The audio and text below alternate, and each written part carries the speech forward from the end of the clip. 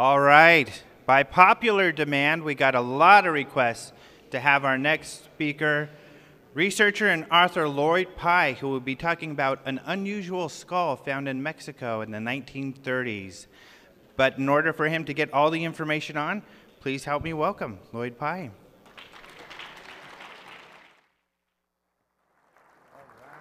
Thank you.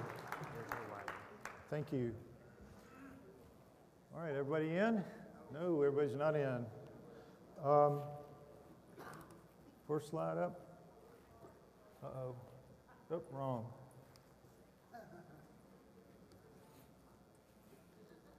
Which one do you look at? I thought they were both the same. All right. Many of you know me from before. I've been here a number of times at Laughlin, but a lot of you will not. Today is going to be a very special presentation.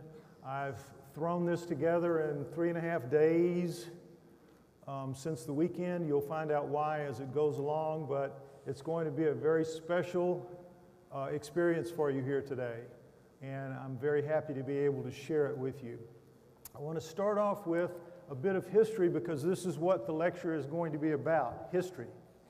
This is the August 2nd, 1939 letter from Albert Einstein to Franklin Delano Roosevelt, in which he began to put forth the idea that atomic energy could create massive superweapons and that the Germans might get one first if the Americans didn't do it. 6 years later, July 16th, 1945, the first atomic bomb was exploded. 3 weeks later, August 6, 1945, Hiroshima was destroyed and the post-war era began. May 25th, 1961, President Kennedy announces a national goal of safely landing Americans on the moon by the end of the 1960s. 8 years later, July 20th, 1969, Apollo 11 begins the space age. Yes, I know some people think it didn't happen, but I'm confident that it did. August 1st, 1969, Xerox creates the Palo Alto Research Center, PARC, for creating new office systems, especially new copying machines.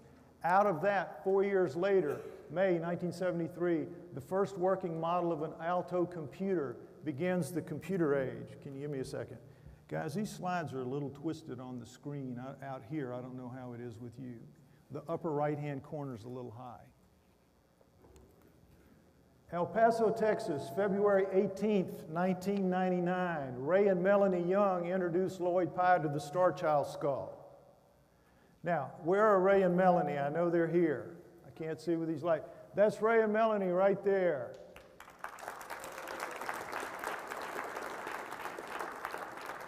They're the owners of the Starchild skull, and they are the ones who gave me the job to do something with it.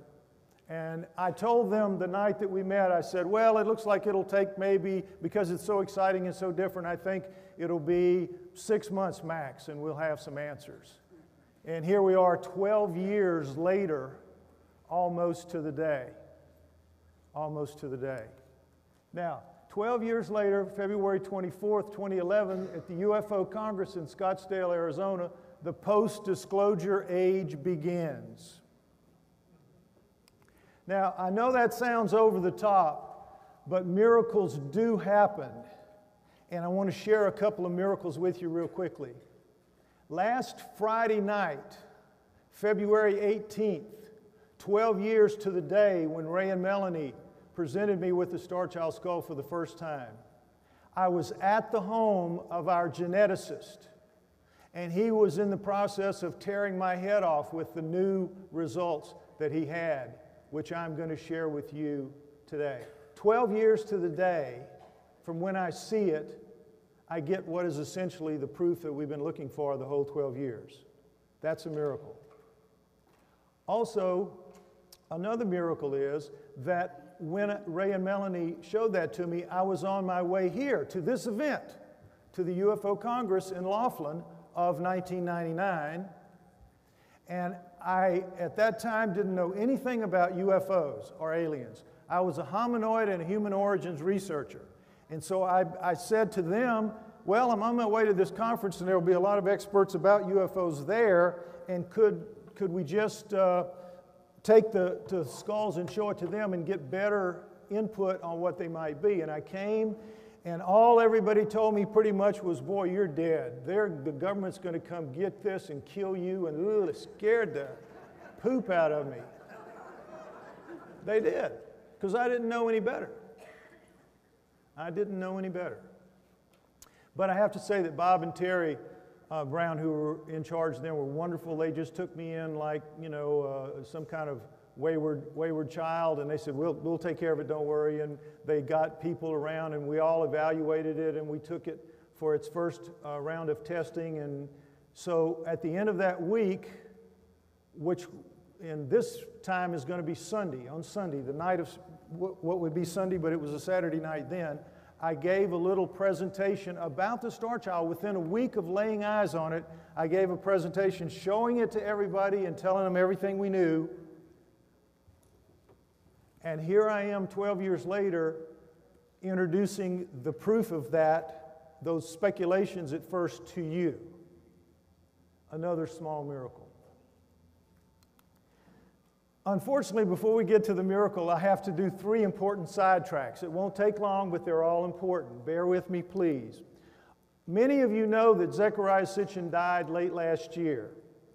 In his last book, There Were Giants Upon the Earth, he closes the book with a plea to have the DNA of the Queen Shubad Puabi, whose body is held at the Museum of History in London, to have her DNA tested, because it was his belief that she was directly descended from a goddess.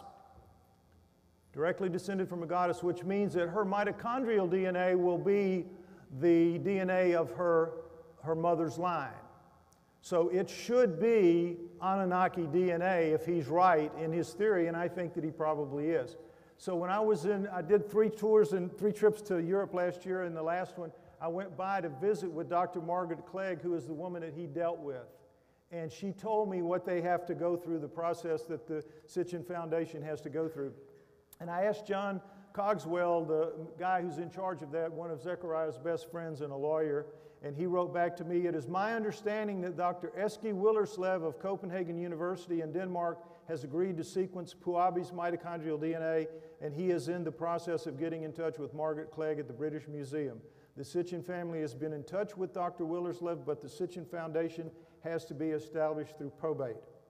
And the foundation will sponsor this effort. I will keep you informed of everything as I learn." So it's underway. It's just going to take time. Many of you have emailed me asking, you know, what can be done? What can I do? I've done all I can do at the moment. So it's underway. The next thing I want to share with you is a man named John Jensen from Apopka, Florida, got in touch with me recently. And he wanted to share with me some new research that he's done that I think is amazing. I've been to his house and I've seen it. His work provides convincing evidence that along much of North America's eastern and southern coastlines, an extremely numerous, highly advanced civilization existed about 7,000 years ago, 5,000 BC. This high culture, which may have equaled our own, was wiped out in a catastrophe that left visible only the deep marks they dug into the Earth's surface, much of which is now submerged to a depth of 3 to 5 feet. How can this be possible? Because for thousands of years it has been right under our noses, hiding in plain sight. I thought that when the sea rise since the end of the last ice age, the 300 feet, I assumed it was a curve like you see here, just the kind of gradual curve. It wasn't that way. It was done in a series of jumps and fits and starts. So when you look at what really happened, you see that up to 7,000 years ago, it was fairly steady, and then suddenly it stops, and from 7,000 years ago, there's only been 5 feet of rise. Since 5,800 years ago, there's been 3 feet, and since 5,000 years ago, there's only been 1 foot of rise. Something happened around 7,000 years ago to change things. We don't really know what. Now, what you see with John's work is it's strictly Google Earth, but he has a super duper Google Earth thing, and you can really see clear. This is terrible by comparison. I'm almost ashamed to show you, but it's all he really can do when you get it. But all of this is, there's canal systems here. This is a harbor, and a big harbor.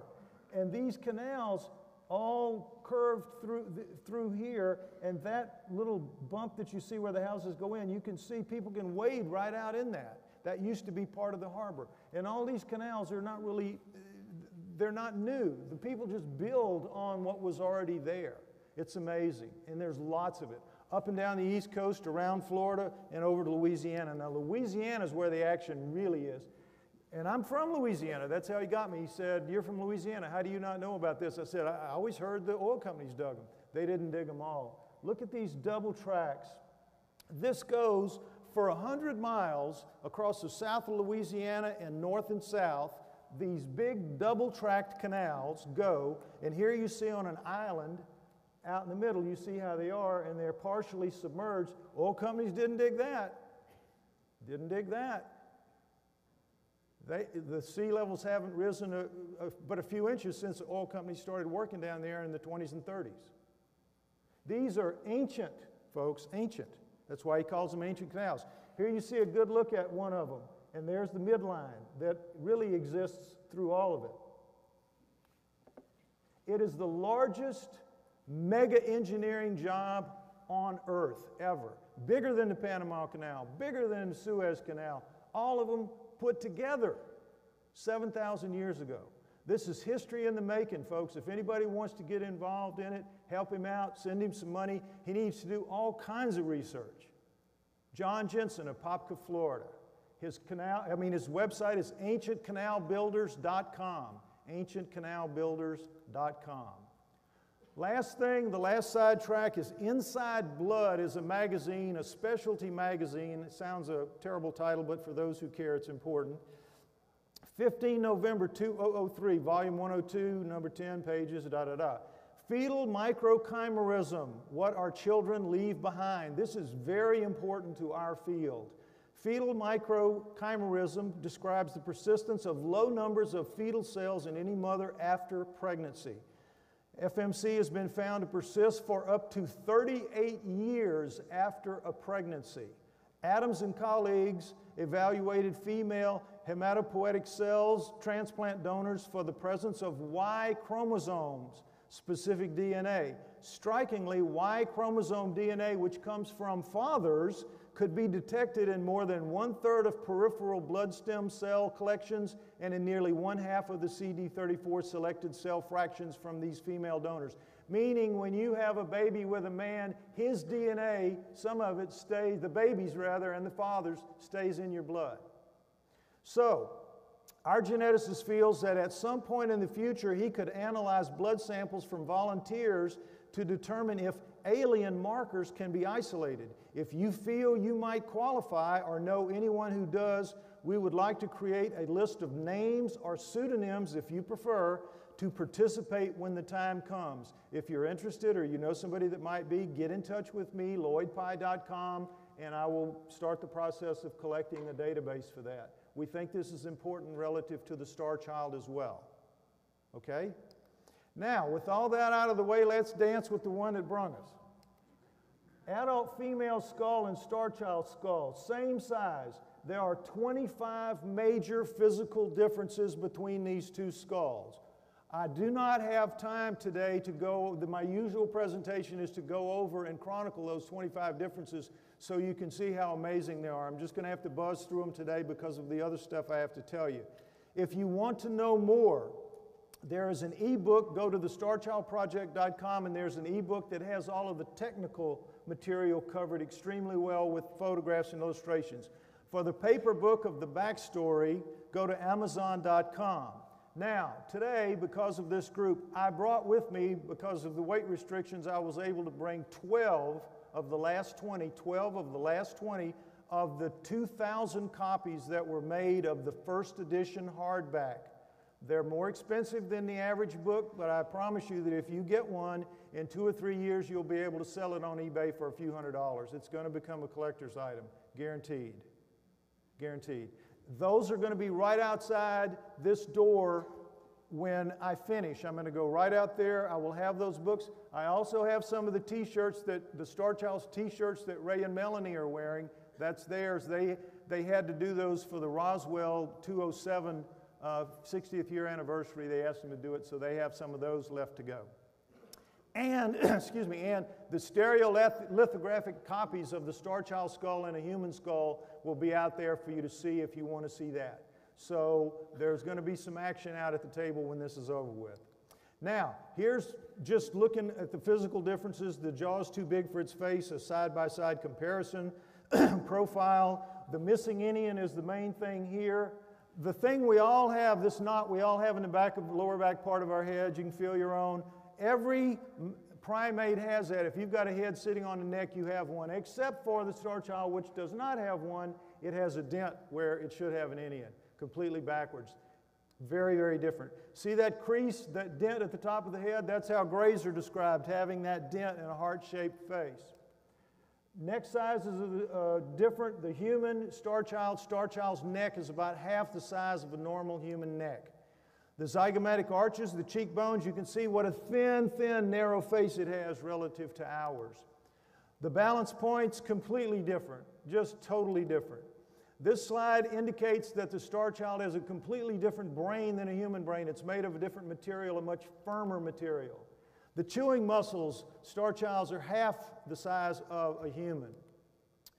The sinuses, you see the sinuses to the left of the human, the eye sockets, and then the sinuses here. The Starchild does not even have a smidgen, not the slightest trace of sinuses. Very, very unusual. By the way, that was the first test we had when I was here 12 years ago, and the guy that saw it said, "Whoa, that's weird." That kind of got us going. The Starchild's inner ears are twice the size of normal human inner ears. Its teeth are chipped, crazed, and have heavy roots. Therefore, it is not of a child. It isn't a child. We named it that. Terry Brown, in fact, named it that, and it just, it stuck. We thought it was a child at first. We were wrong. This is important. The exterior surfaces of the bone of the human on the left, Starchild on the right. Those little pits you see are called lacunae. They are essential to bone growth and full regeneration. You know how your body changes out every 7 years? The bone, some of this is sucking bone in to recycle it, and others of these are pushing bone out. It's gone on the Starchild. If you're a deformity, what are you losing that stuff for? The cuts in the skull for testing, the Starchild on the left, the human on the right. Starchild is half as thick, weighs half as much, yet is 2 to 3 times harder to cut. Recently, just within the last few months, for the first time in those 12 years, I've seen a lot of other people cut that bone. I cut it for myself. You would not believe it. You see, you look at the thicknesses right here. I took the same saw, same everything. Took me about 50 slices to get through here at the same exact depth here, about 200. It's like cutting metal almost. It's amazing. Human bone is on the left, Starchild bone is on the right. The biochemical differences are obvious. Normal bone is on the left, tooth enamel is on the right. That's why it's so hard. The Starchild bone is more like tooth enamel than bone. Again, all these details in great depth in the e-book and in the book. Two things in the Starchild skull are not found in any other creature on Earth. Unknown fibers are embedded in the matrix of its bone. Unknown red residue is in its cancellous holes. Understand, not found on any other living thing that is known. These fibers woven through the matrix of the bone. The knot and the threads. Now you see that the fibers are woven into the matrix. That's bedded in that matrix, and it got somehow, we have no idea how this happened because it was a Dremel blade cutting through. It's like the Dremel blade decided to wrap it up or something. We don't know how it happened. But nonetheless, and here you see a different kind. These fibers baffle everyone, and we've never had the money to do the kind of detailed research that needs to be done. They're very microscopic in size. No, they're not Morgellons fibers, not visible even close with the human eye, but they're there and they're very, very amazing. This is an isolated flat fiber snagged on the surface, and you see the sheared end shows that a Dremel blade, which would cut my arm off like it was a stick of butter, and that's what those fibers resisted. Very, very durable fibers. That's part of why the skull is so hard to cut. Here's a fiber embedded in the underside surface of the bone. You know, scientists a lot try to say, oh, well, that's just stuff that grew on its mold or fungus or bacteria. We took it to mycologists right away, and they said, no, nothing, that's not something that grew. That's in there. We don't know what it is, but it didn't grow. We've got everything going for us here except scientific cooperation. This is the adult female polished surfaces of human bone. This is what it looks like. It looks like alabaster. It's really pretty, really. They're clean as a whistle because when you die, bacteria clean your bones out. Absolutely everything, this is how it is. Nothing's left behind. But with the Starchild, ironically enough, you do have some red residue and quite a bit of it. How does science explain these things? It was cradle-boarded, it suffered from hydrocephaly, it suffered from progeria. Please go to the website, starchildproject.com, if you don't want to get the books, but read them. We answer all of these. You see all these bandied about on Wikipedia and other places, but all of it is, they're easy, good answers for all of it. I wish I had time to go through all that. This is forensic sculptor Bill Nunn's clay model of the Starchild in life. Now, when Bill was doing this, he's very respected. I had a couple of problems with it. I said, Bill, the eyes, they don't look right. He says, yeah, we couldn't get human eyes that fit in there. And I said, they should be like frog eyes. And he said, yeah, well, we couldn't do that. We had to reshape them and to make them look halfway human. And the neck looks too big too. And I said, why'd you flare the neck out like that? He said, well, it didn't look right with it, you know. Anyway.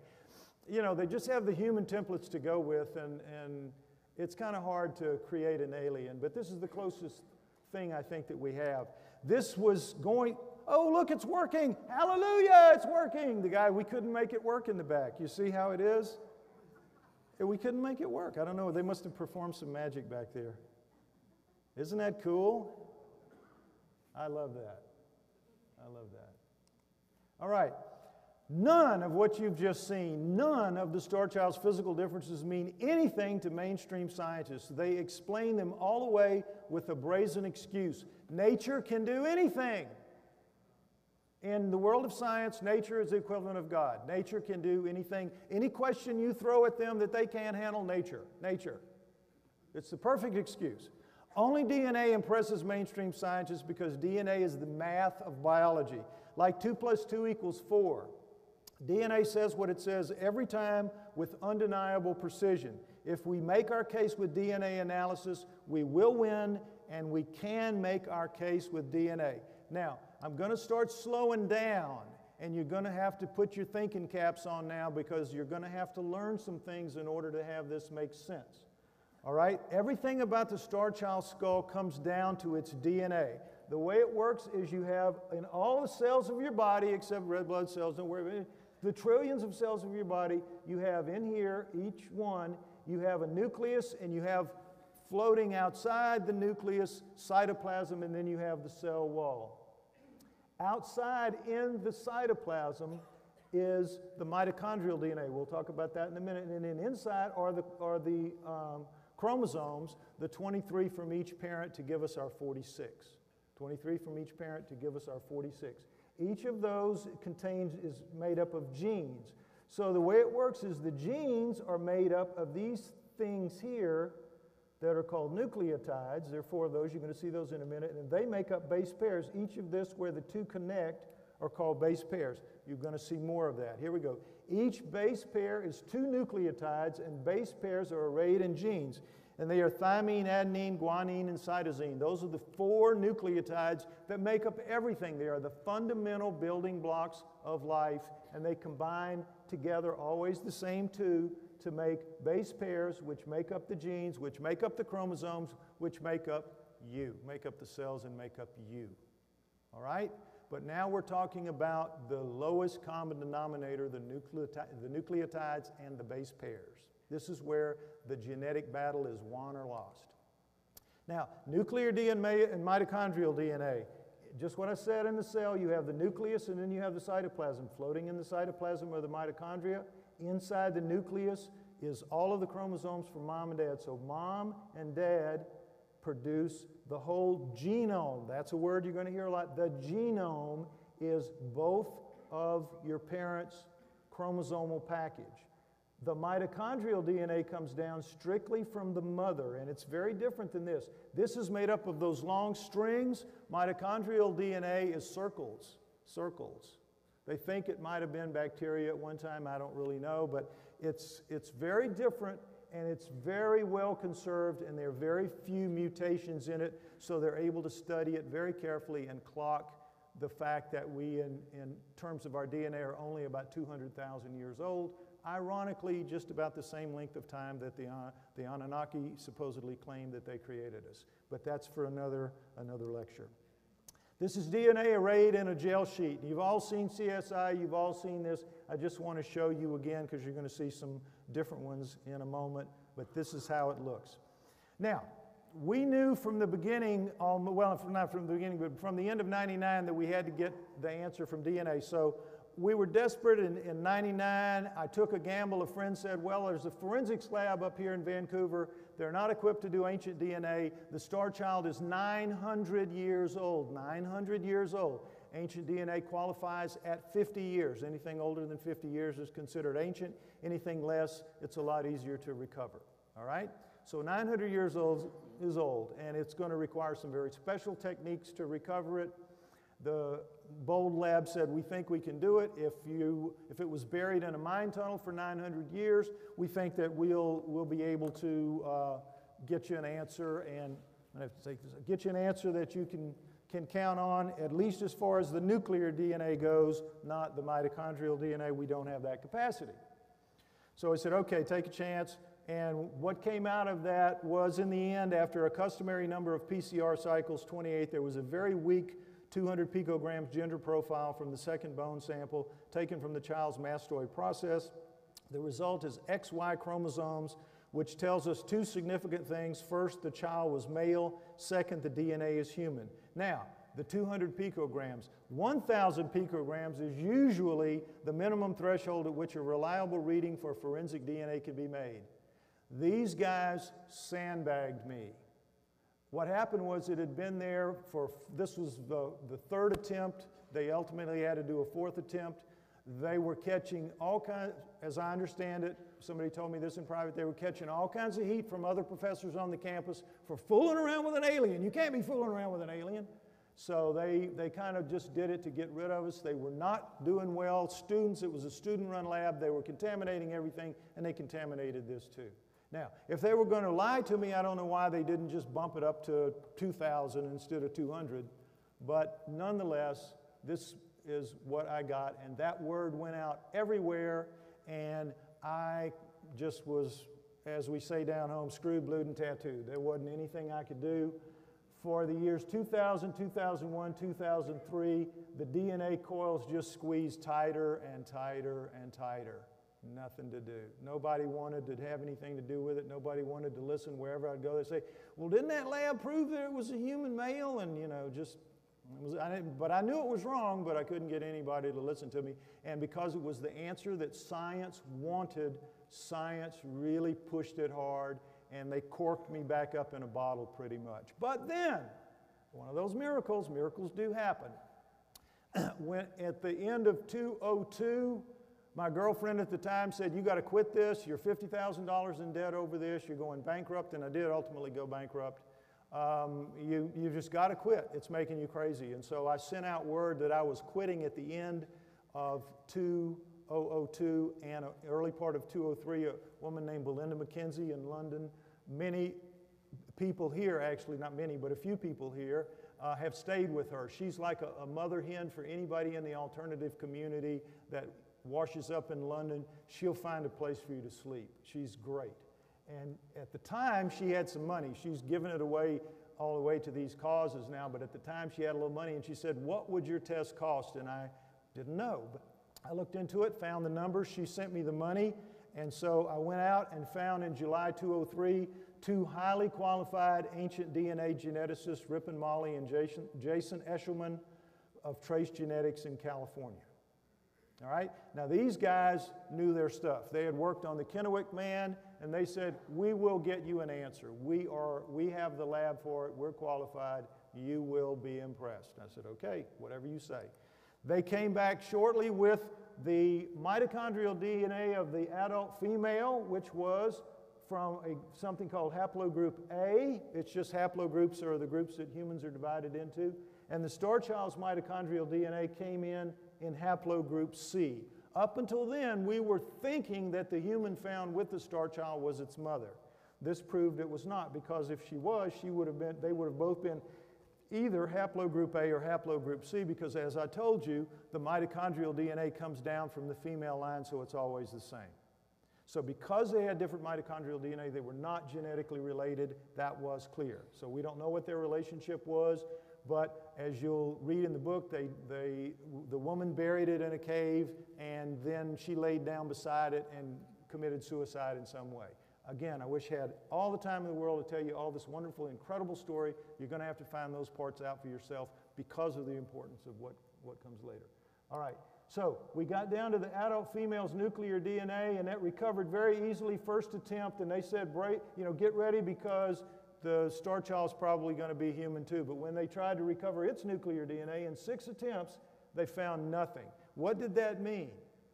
If the mother's human, what does it mean when you can't recover its nuclear DNA? Father's not human. What's wrong with dad's DNA? How different is dad's DNA? That's what we had to try to determine, and there was no way to do it with primers. Understand, in 203, all there was available was primers, which were chemical strings of base pairs that were specific to humans. And if you don't know what you're looking for, you can't make a primer to fit it. So we didn't know what Dad's DNA was like. There was no way to make a primer to fit it. Again, screwed, blued, and tattooed. 204, 205, 206. The DNA coils tightened down, tightened down, tightened down. Not good years. But then in 2006, in July, 454 Life Science Technology announced it could sequence entire genomes at the nucleotide base pair level. This was exactly what we needed to recover and analyze the Starchild's unknown DNA. But early tests cost millions. And in 2006, we could not be certain enough about the Starchild's genetic heritage to convince anyone to gamble on it. Much too expensive at that point for a gamble that nobody could be sure about the result. Screwed, blued, and tattooed. 207, 208, 209, the DNA coils and twists and turns, and there's nothing we can do. We just have to sit and wait. We can't get the money. All we're doing now is we're waiting for that millions of dollar price to go down. About 208, it was $1 million or so. Here is about $500,000, $250,000. It was going down the whole time. Then, amazingly, last January 2010, a new geneticist contacted me. This photo looks remarkably like one of the rooms in the laboratory where he works. Who is our geneticist? He has degrees in chemistry, biochemistry, and genetics. He is the head of a large DNA lab that performs a wide variety of functions. His lab contracts to work mostly with viruses and bacteria because that's where the money is from Big Pharma and the National Institutes of Health. He does what he does for us on his own time, and costs come out of his own pocket. When he found out how poor I am and how bad I am at raising money, and he just, don't worry, I can do it. Okay? He works for us on weekends and holidays. His wife says he's become so dedicated to it that she hardly sees him on weekends. But she has to admit it's when he's happiest. He knows what he's working on. He knows he's making history. So he's naturally quite excited about it and bends every effort to do the best job he can do for us. He also knows his peers are going to be looking over his shoulder at everything he did. He's not a stupid man. He also knows that by doing this work, he puts his career and his livelihood on the line. If the most conservative members of his profession found out what he's doing, he'll quickly be forced out of his job and be drummed out of his profession. Naturally, this worries the heck out of his wife, but she also understands the importance of it. He is a genuine hero to me, and I'm certain that history will recognize him as such. Late February of last year, 2010, about a year ago, right now, today as I'm standing talking to you, about a year ago, I provided our geneticist with a Starchild bone sample. He had a valid result in March. After 11 years, the Starchild's nuclear DNA was finally gloriously recovered. This gel sheet shows several fragments. Right there. There it is, folks. TD. Touchdown. A DNA fragment. Now, that's all he can recover using chemicals that he does. Without a 454 machine to recover the whole genome in the way that works, you have to do it with just, chemicals and different, don't worry, it just comes out in fragments. But he pulled out a bunch, dozens of them, and we have some samples here. A DNA fragment, 265 base pairs long, proves some nuclear DNA in the Starchild is human. Now, how does that happen? You take the fragments and you send them to the NIH database, that's the National Institutes of Health. They pay for most of the DNA testing in this country. Most of it, not all of it, but most of it. When they pay for it, what happens is it becomes public property. So the scientist who gets the money to do it is obligated to send that genome, that whole genome, back to the NIH database, and they're collecting. So since 2006, when these machines became available, they have collected, I think, on the order of 115 different species types. When you say a type, it's a cow or a horse or a sheep, but there are a lot of different kinds of horses and cows and sheep. So it's been thousands of different species within those species types. And we go from viruses to bacteria to sponges to mollusks, right on up to humans and, everything. Everything's there. There are trillions, literally trillions, of what are called coherent base pair sequences or nucleotide sequences. You with me? If it's on Earth, for the most part, it's there. So some of the Starchild DNA fragments, this one 342 base pairs long, proved some human Starchild nuclear DNA is not human. If you look down at the bottom, it says no significant similarity found. No significant similarity found means some of the Starchild's nuclear DNA cannot be found in the NIH database. As I just told you, draw your own conclusions. For reasons why, it also says that, for reasons why, click here. This refers to a list of possible errors in the submission process. Our geneticist obtained the same results with multiple samples, so he has no doubt he did them correctly. Okay? So there it is.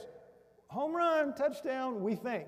But as usual, the mainstream had an answer for us. Mainstream geneticists dismiss those results because BLAST reports, and that's what those are, BLAST can be fixed by expanding or contracting the search parameters. Unfortunately, that is true. If you want to jimmy the system going in, you can set the parameters so you'll pretty much get back the answer that you want. You can do that. Now, who in their right mind would do it? Certainly our guy didn't do it. But this was one of their ways to try to flush him out. Because when I would argue, they'd say, oh, well, tell us who he is, and then we'll just talk to him about it. And if we tell him who he is, then he's out of a job and he's gone, and we lose him. Can't afford that. So we were, another one of those real bad bumps in the road. How science dismisses problems. We've all been through this. Photographs can be faked, therefore all inconvenient photographs must be faked. Eyewitnesses can be mistaken, therefore all inconvenient eyewitnesses must be mistaken. Films of anything can be faked, therefore all inconvenient films must be faked. Physical evidence can be faked, therefore all inconvenient physical evidence must be faked. And partial DNA results can be unreliable, therefore all inconvenient partial results are unreliable. This is nature can do everything. They play hardball, these guys play hardball. It's tough. They make it tough. Anyway, so he tried other approaches. A spectrophotometer reading for human DNA and Starchild DNA. This is a test with fairly loose parameters. You can see that the Starchild is clearly human-like. It wants to be human. It's trying so hard to be human. It really is. You can see it's making a sincere, genuine effort. I want to be human. I'm almost there, but not quite. Now, an electropherogram analysis of human DNA and Starchild DNA. This is a test with tighter parameters. The Starchild clearly, this is the beginning and the end, the Starchild clearly is not entirely human if you go with that test. Again, it doesn't count. Not good enough. Not good enough. Now we come to the latest result. Time for some Irish foreplay. Brace yourself, Mary.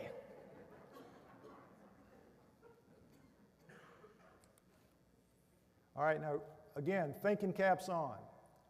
Human mitochondrial DNA contains 13 protein encoding genes and 2 RNA encoding genes. Each mitochondrial DNA has 16,569 nucleotides. It's so small, it's so precise, they really, really know about mitochondrial DNA.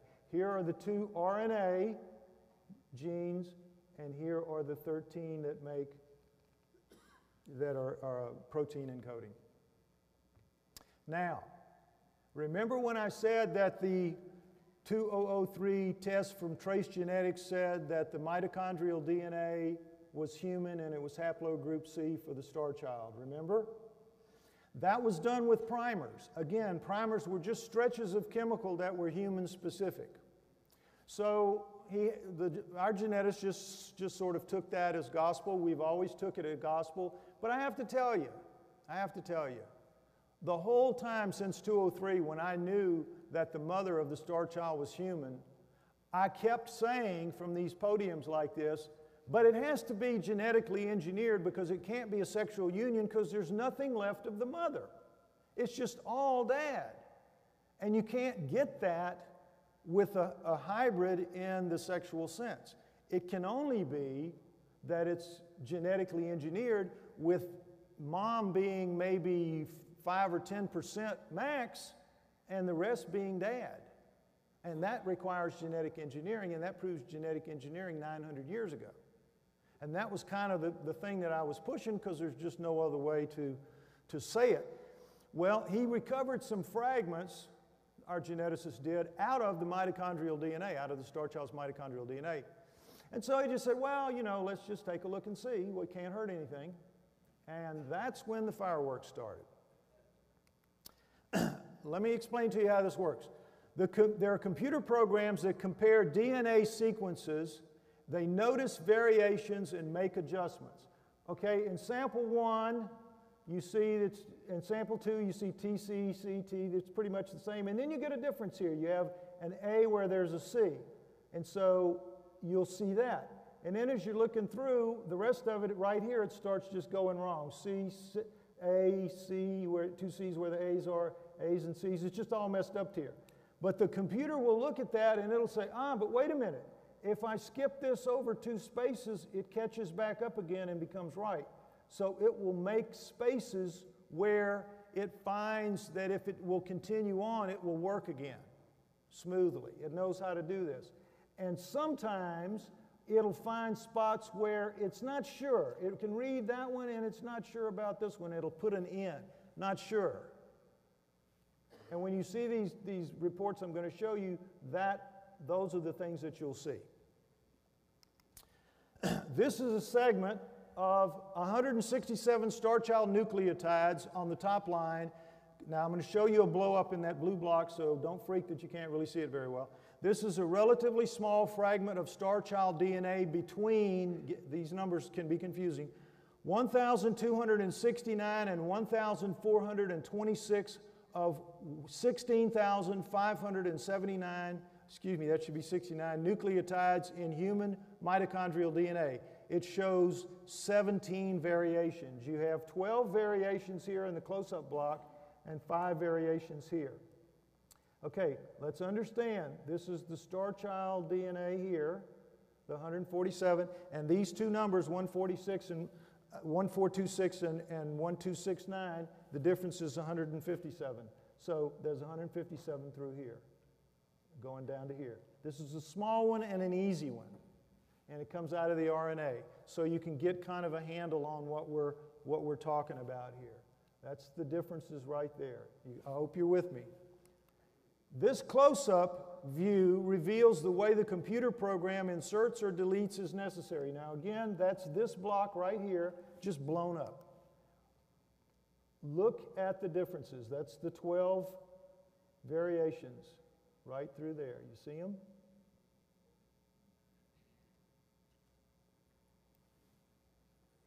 Between the Starchild and human in this short, brief area. Now, this you've got to get a grip on. This is so cool. Human mitochondrial DNA is very highly conserved from 1,260 to 1,380. That's all we could get on this sheet and make it look halfway decent. But we can go you know, all 16,000, all up from here to here, you can see 16,000 of these things laid out in these software programs. Every single nucleotide is known and understood in the mitochondrial DNA. So this is just a little fragment. And the reason, again, is because the numbers 12691426. That's it. That's a lot of that's in here. Not all of it, but a lot of it. So here we're going to look at a close-up area right there. Now, the key here to understand is that this is all of your human haplogroups right here. Human haplogroups. Human, and Neanderthal and Denisova bone and Denisova tooth down here at the bottom. You know, Neanderthal is fairly different from human. Denisova, the new creature, is even more different, and yet in this area, and in many areas, there are no differences between them and humans. There's certainly no differences in here between any humans at all. This is a highly conserved area of mitochondrial DNA. It's not that there are no changes in humans, you'll see some in a minute, but in this particular area of this particular piece of DNA that we're looking at, there are no differences at all. And here's a close-up of that, just so again you see it up close. Because DNA sequencers are so highly conserved, they mutate very little and are virtually the same for all mitochondrial DNA haplogroups. In a segment of human DNA, a fragment, that does not change in any of its many haplotypes, Starchild mitochondrial DNA shows 17 variations. It is clearly not human. Now, this really is a touchdown. I hope you can see that. This is as touchdown gets. Yeah, it is. But I can assure you this will not be accepted by any of the conservative mainstream science geneticists. I don't know what they're going to come up with, but they are going to find a way to say this has to be wrong. And if nothing else, it'll be just because I won't give them the name of the geneticist so they can rout him and sack him and get rid of him as a problem.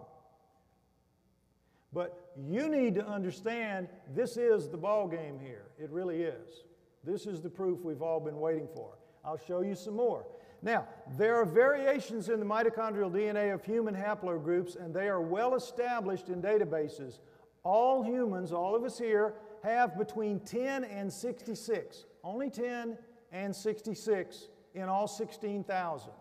In all 16,569 nucleotides. You with me? Now, you see that what they look like here? You have one on this haplogroup right here, has one there. The Denisova has differences here, here, here.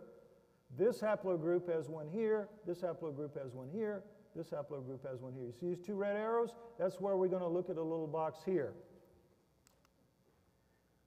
1,001 Starchild nucleotides in 2 fragments versus 881 human nucleotides in a gene. Okay, that number here gives you the 881, and this one together make up the 1,001.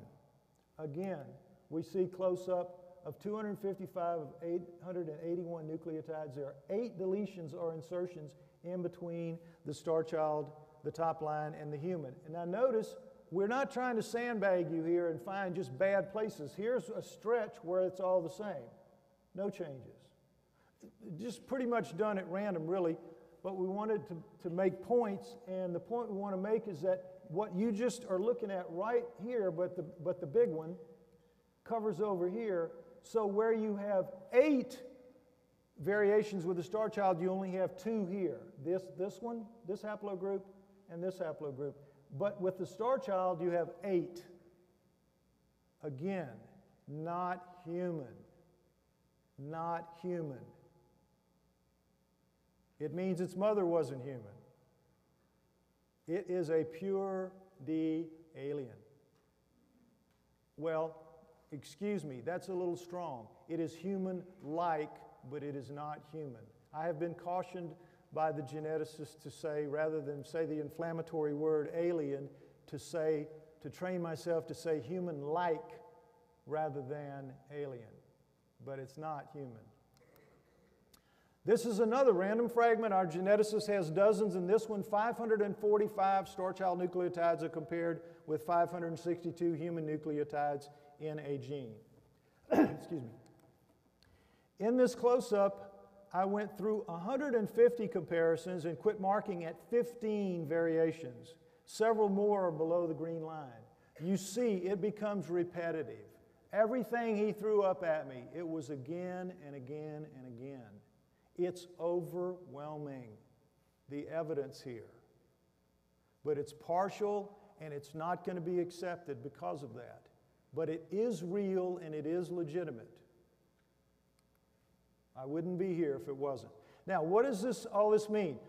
This is going to be just some reading for a while so you can understand it. I've just thrown this together, so I normally don't like to read slides, but I can't help it. Human mitochondrial DNA has 16,569 nucleotides. I want you to listen. This is kind of like it's got to go into your heads and sink. Humans have dozens of haplotype variations in their mitochondrial DNA. All humans share between 10 and 66 variations. It is very powerfully conserved, changing very little over tens of thousands of years. The Starchild's mitochondrial DNA has at least 40 variations within only 5% of its 16,000 more or less nucleotides. We don't know that the Starchild is going to be actually the same number. We assume it's going to be in the ballpark because it's human-like, but it could be more, it could be less. This means its overall total, whatever that is, will be a staggering number. Well beyond 66. We've got like 40-something in just these three that we looked at. Understand, you're seeing the real deal here. You're in one of those history photos now.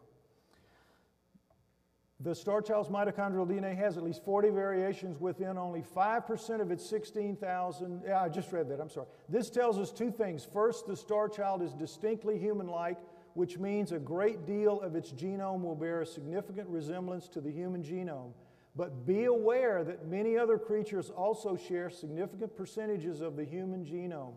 Chimps have 97 and 98%, gorillas have 95%, and the mouse, the simple mouse, has 70%. Okay? Second, because the Starchild's mitochondrial DNA varies so widely from normal human mitochondrial DNA, we have to conclude that its mother was not a human female. This means the mitochondrial recovered by trace genetics in 203 was only a partial result. While there is enough human-like mitochondrial DNA in the Starchild to respond to the primers that were available to geneticists in 2003, those primers could not and did not tell the whole story. And the reason that the nuclear DNA could not be found was that the dad's DNA was just so different. Therefore, we can now assert with absolute confidence that the Starchild's mitochondrial DNA is not from a human mother. Furthermore, when our geneticist is able to recover the Starchild's entire genome, he can prove beyond doubt that it is not entirely human. So where do we stand now? Okay, this is what we need to move forward, and I'm going to go through the amount of money we need and why we need it. It's going to be a shocking number, but bear with me and I will explain it to you in detail. And I need your help to move forward, and that's why I'm bringing you in on this. What do we need? Right now, $7 million. Now, I know. Think how I heard it when I first, how I felt when I first heard it. I know that seems like a huge sum, but it's actually, when you break it down, it's a great bargain. Everybody's cutting their prices to the bone just to get involved in this, the ones that know about it. $2 to $2.5 million for the DNA testing that must be done. This is a rock bottom price. The lab wants in on it. They know what it means. They also know what it means if it's found out what they're doing. DNA recovery, just the recovering of the genome, is the easiest part. It requires 4 to 5 months on a 454 machine and some skilled assistance. The DNA analysis, on the other hand, because so much of it is going to be different and never seen before, they're going to have to do it like they chipped out the original human genome. You might remember that took 15 years. It won't take as long now. They know how to do it much better, but it's still going to take time, 12 to 18 months and much skilled assistance.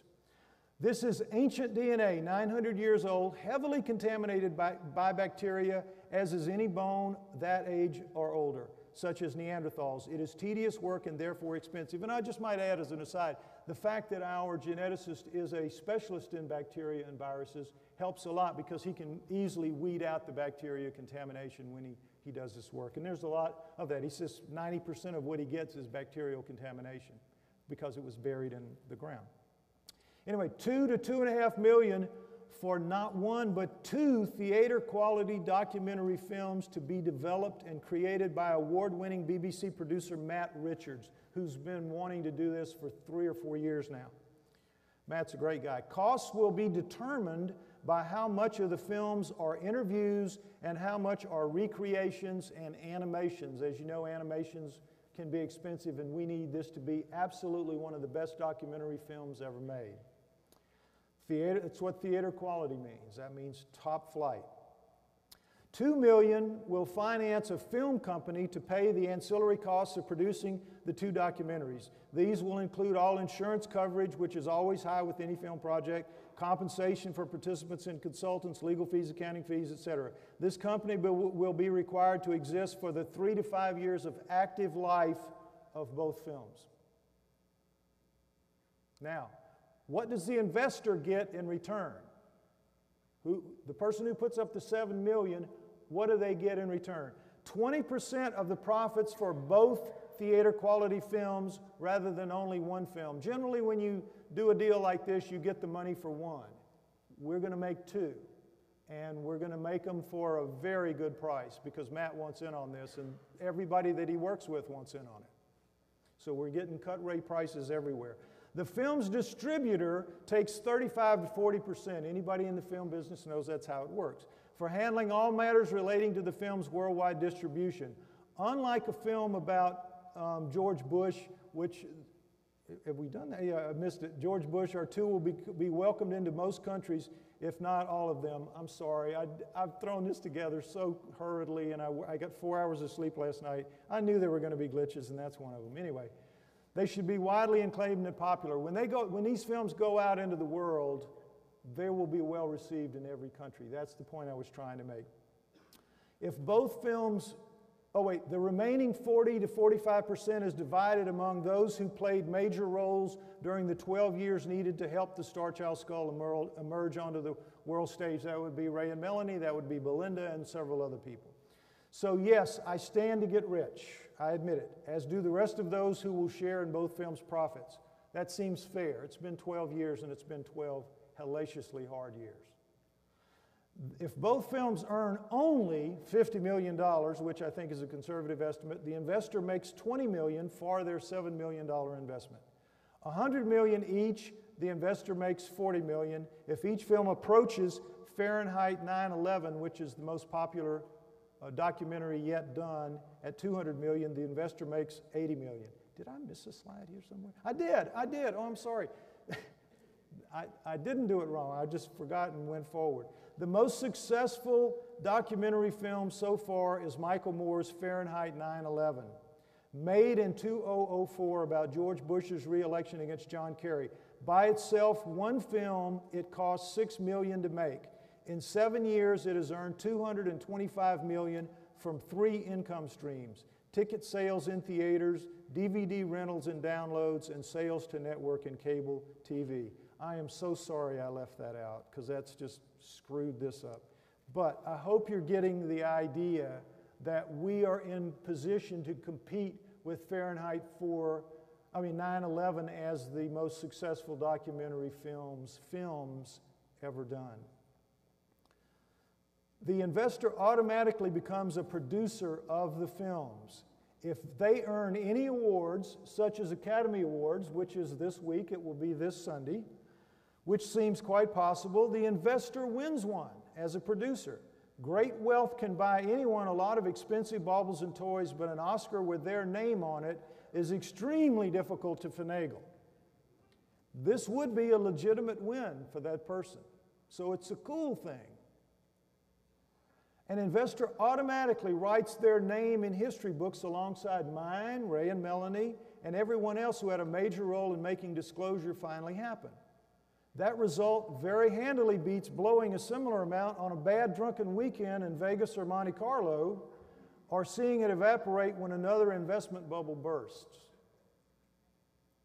Our investor has to be someone who sees the Starchild project in the way we do.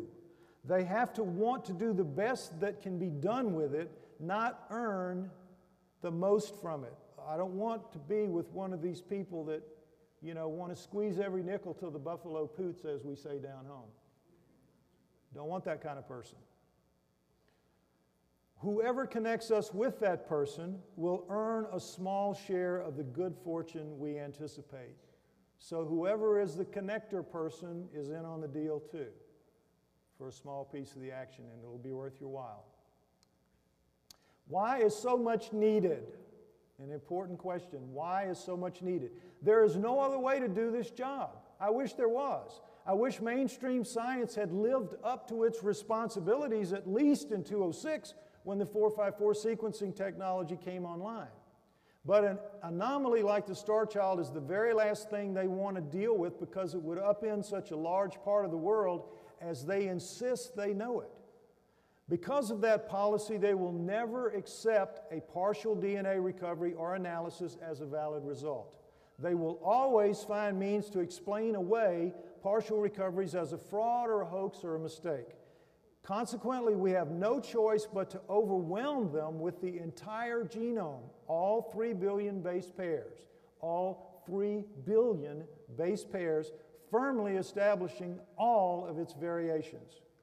To establish the Starchild genome in a way that can't be disputed, every significant aspect of the recovery and analysis process must be recorded on film, must be recorded on film. Such extended, comprehensive filming is an expensive necessity, in many ways as expensive as the testing. Both testing and filming are symbiotic. Without each other, they are ineffective. Mainstream science seems monolithic and invulnerable because its most conservative members ruthlessly enforce their points of view. However, all scientists don't share those views, obviously, or I would not be here now. That monolithic facade has cracks, and we are in a perfect position to wedge them open and bring the whole thing down. We can do this. If you can help me convince an investor to put $7 million into my hands, I assure you our geneticists will initiate the age of disclosure by the end of this year, 2011, this year. He can do it. We can do it. Facts. No, we can't ask 7 million people for $1 each. I get that. Oh, well, can't you ask 7 million people? No. That would take forever and a day. We can't get, nor can we get $1 million up front and start. Doesn't work like that. Waiting for the rest downstream. The DNA lab won't begin without their estimated full fee in advance because they're not sure it could go over. We can't initiate the testing process without the filmmakers ready to begin. They go hand in hand. Got to have the filmmakers there when the geneticists are ready to go. Matt Richards will not, nor will anyone else, sign on for a 2-year, 2-film commitment without an agreed-upon fee in hand. This project simply cannot be done in stages. It's all or nothing from the beginning. The 2-year program is as follows. $7 million is invested. The $7 million is invested. We get the money. DNA testing begins. To ensure complete coverage of the genome, the DNA is put through a 454 machine 20 or more times to get all those blanks filled in so that we know we've got it all. 20 or more times. That will take 3 to 4 months.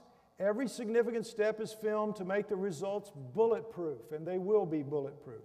That footage and the backstory footage are filmed simultaneously, so the first documentary reaches theaters about 1 year after the investment hits the table. Documentaries in theaters 1 year later. The second step is analyzing the results. Depending on how much of the Starchild genome is new and never seen before, analyzing will take 12 to 18 months. But it will start the 4 to 5 months after when they have the recovery, it'll start right in with the analyzing. So that'll be going on while the first film is being cut and edited and put in theaters. So, where am I? That will be film 2, as well as, and the second film will be that, the analysis, as well as interviews with famous and not so famous people, asking them how they feel about the disclosure of alien reality occurring at least once at 900 years ago.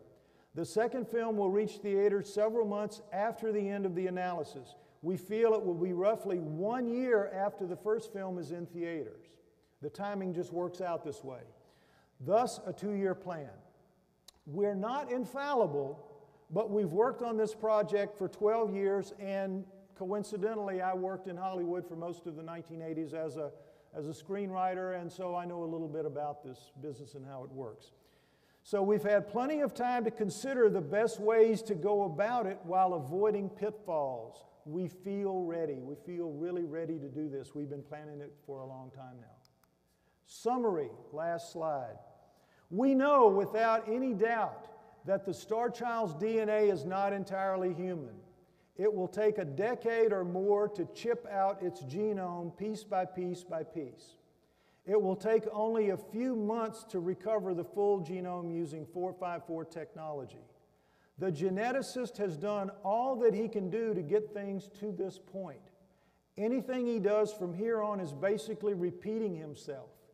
He needs to move forward, and so do we. You've seen it. There's really no more to do at the fragment level. There is no more to do. I can't raise dust on a dirt farm, I admit it. I am just the world's worst when it comes to raising money. I just don't have a knack for it. I don't know why. So I must have help to find an appropriate investor. I don't move in wealthy circles. And the kind of people we need are the kind who will pay assistants good money to keep people like me away from their bosses. That's one of the reasons I can't do it. Don't tell me, give it to Bill Gates, tell Bill Gates about it. Well, how do you get to Bill Gates? It takes some kind of personal connection to a wealthy individual to get past their gatekeepers. It just does. Somebody has to know somebody. Not each of you, obviously, but surely some of you have the ability to play a major role in securing our investor. Do you personally know the kind of wealthy individual who might be interested in what we have to offer? If so, please let them know about it. And if they're interested, of course, have them contact me. I'm very easy to find, lloydpie.com, or lloydpie@gmail.com. The bottom line is that money talks, BS walks, and small change rides the bus. Only action counts. If you can help us make this happen, please do it. I need help, but as you can see, I hope we are poised on the edge as I began this thing of making history as big as history can be made. I hope that I've got that across to you in the way that I hoped that I would be able to do it. This again, I want to say again, this has been a very rushed, hectic time for me. I began the process of learning this information, most of it Friday night, the 12-year anniversary. I can't tell you how difficult it was to try to assimilate it and to regurgitate it out in a way that you would understand it. I got home late Sunday night. I worked all day Monday, all day Tuesday, as much as I could yesterday and last night. Got 4 hours of sleep and all this morning. I went over every slide about 20 times. I'm tired. My brain is fuzzed. I apologize for those mistakes. But I hope that you can feel the passion and the sincerity with which I've brought this message to you. You were all sitting in the meeting where Roosevelt was reading the letter. You were all sitting in Congress when Kennedy was issuing the call to land on the moon. You were all sitting in the Xerox boardroom when they were making the decision to start Park. You are there. You are participating in a pivotal moment in history, whether you realize it or not. Thank you very much.